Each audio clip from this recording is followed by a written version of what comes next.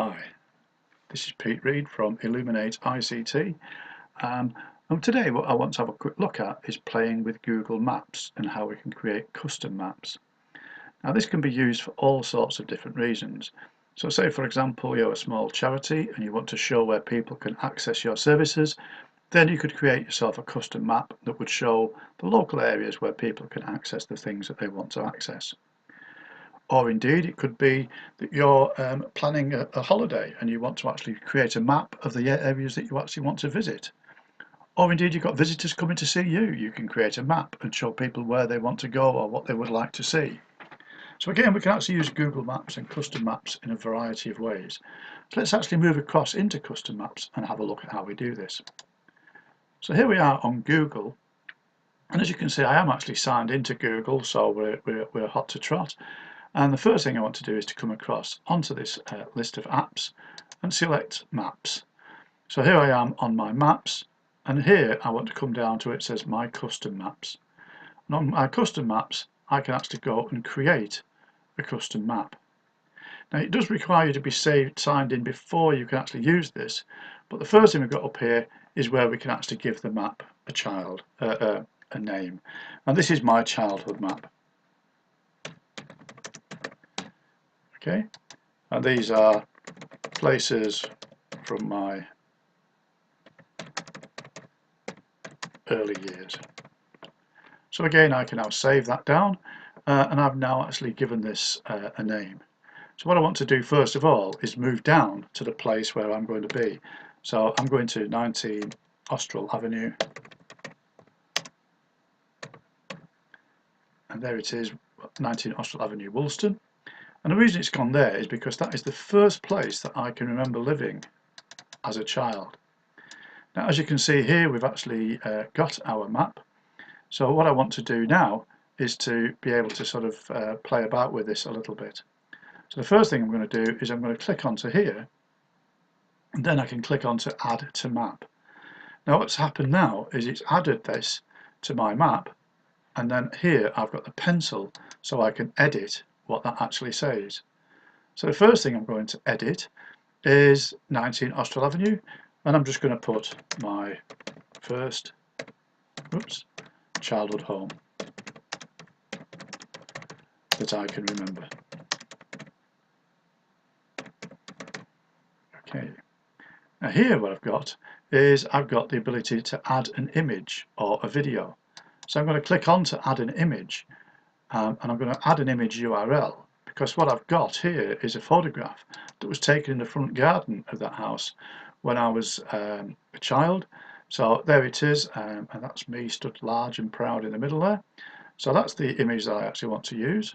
So I'm just going to go back to close that, and then I'm going to right click on that image, copy the image URL back to my childhood map, and then I can just paste it in there and select it.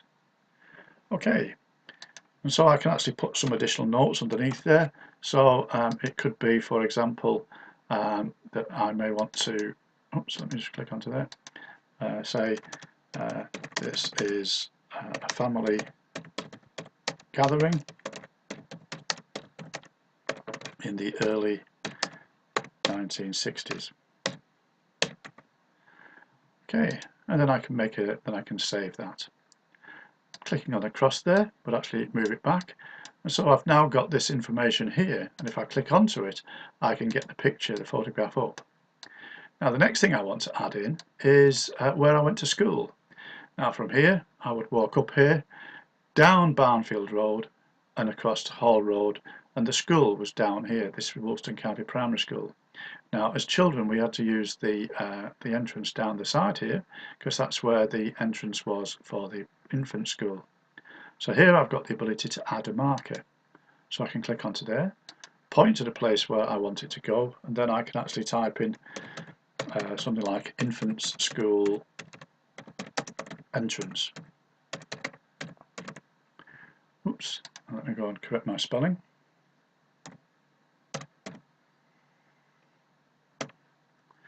And I was there in, I think it was Mrs. Hurst was the name of the teacher that we actually had at that school. And I started there in think it was 1961 that I would have started that school. So again, I can actually add a photograph. So I click onto there, image URL, that's good. So I can come across here onto my photos, and there we've got a photograph of that school. So I can copy the image URL back onto my childhood maps and paste it in there. So there we've got a picture. That's Mrs. Hurst, and that's me when I was a child. And as you can see, I was stood directly in front of Mrs. Hurst. In fact, I seem to remember that she actually just released my shoulders from her hands when that photograph was taken, because I was not necessarily the sort of young person who would stand about. So if I select that image, I can then close that down again, and there we are. So as you can see, it's very easy to add pictures or images onto a map and to add points. The next point I want to add is I'm looking now for the British Legion, and there it is. There's the British Legion. Now the British Legion, I remember as a child, was where we had a party. Now I cannot for the life of me remember why we had a party, but a party we definitely had, and it was definitely held at that point. So I can come down onto here and I can put in party at the Legion. Now part of me thinks it was a Christmas party, but I'm not certain. So this was an early party. I wonder if it was actually a birthday party for somebody, but to be honest, if it was a birthday party, it was certainly more lavish than anybody else that we knew was having at that particular time. So it was a party, and again I can click onto here, and then again I can come across onto the photos, and there we've got the photo of me, my brother and my sister at a party. Now all I remember about this party really is the orange juice, because we actually got 2 bottles each, I seem to remember. We also had beef paste sandwiches and beef paste rolls and jelly and blancmange in little paper cases. I remember it well. So okay, so I can right click onto that one, copy the image URL, move across to my childhood map and paste it in. So there it is, it's in there, and I can select it and save. So again, as you can see, I'm now able to add these various bits and pieces into my map. Now, other things that I seem to remember from my map or from my childhood was little jobs that we were asked to do, and one of them was walking next door's dog. So what I can do is I can actually put in our dog walking route, and we actually started out at the house,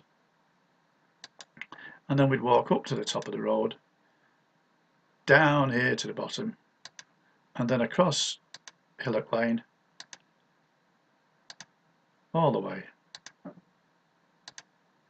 down Halls Lane, and then back up Austral Avenue. Now I'm not going to join those lines up completely, and the reason I'm not joining those lines up completely is because if I do, then that would form a polygon, and a polygon would be the shaded area. So this was our dog walking, and it was known universally as the block. So we would walk round the block, and for walking the dog, and that was worth 3D. So we used to get 3D for walking the dog. Now for people who are not used to sort of 3D, that's probably about just over 1 penny, just 1p in today's money. So I can actually save that now, and as you can see, I've now got my my dog walking track all set inside of here as well. Now other areas that we could actually put onto here was what I did with that 3D. Now that 3D was always spent down here at the shop, and here we'd got the post office that was run by Mr. Mather, and next door we had pickups, and pickups was also sold sweets and things of that nature. And as children we always had that that idea of which was best, to buy something that you really liked, like a small bar of chocolate, or to buy something that would actually last, like pineapple chunks or pear drops.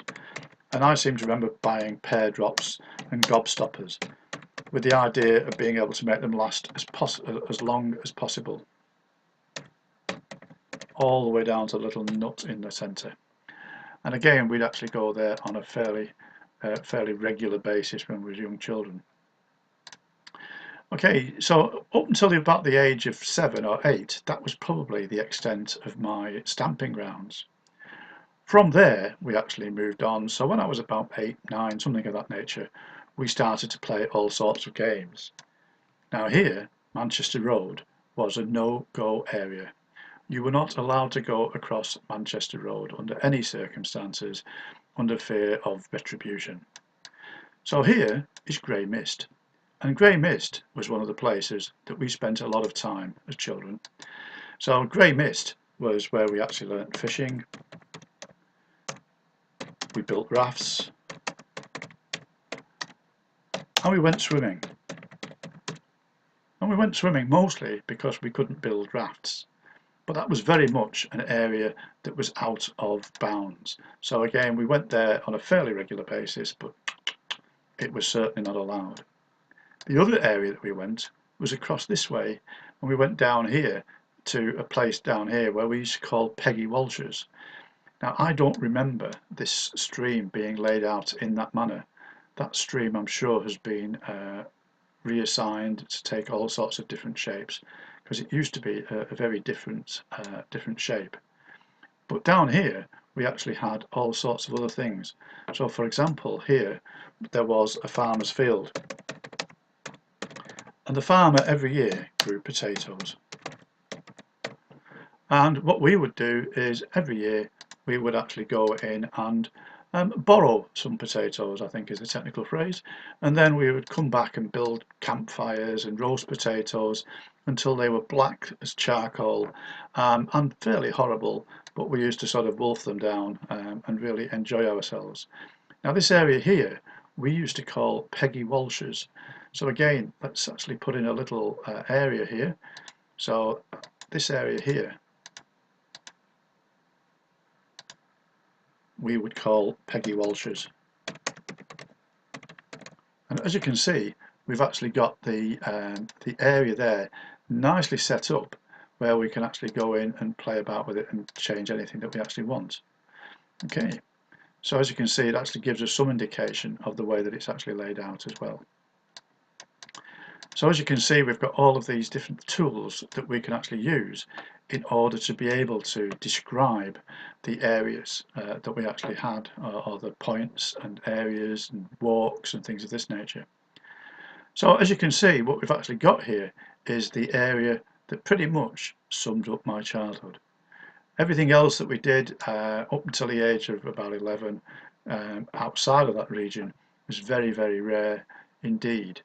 Although I can remember taking some interesting walks when I was about 11 up to Warren Lane here, because at Warren Lane we had a little disco, Warren Lane Disco I think we called it, because hey, there wasn't a lot of imagination, and that was run in the local chapel, and there was where we used to play and sing and dance and whatever. No, I think that's a lie, I don't remember dancing at all, but there it is. Okay, so that's how we can actually create our own little custom map. So if we actually save that map, what we've got here then is the ability to share that map. And so what we can do is I can actually share that map, a link to it, to share only, and it's accessible only to people I want. I could share the link by Gmail, by Google+, by Facebook, or by Twitter. I can declare who has access to it, so I can give different people. And indeed, I can actually give specific people the various bits and pieces that I would like them to be able to have access to. So I can actually give them editing rights and things of that nature. But all in all, this is the way that it operates in order to be able to create a Google map. Okay, I hope that helps. I hope you found that interesting, and I look forward to talking to you later if you've got any questions. Cheers.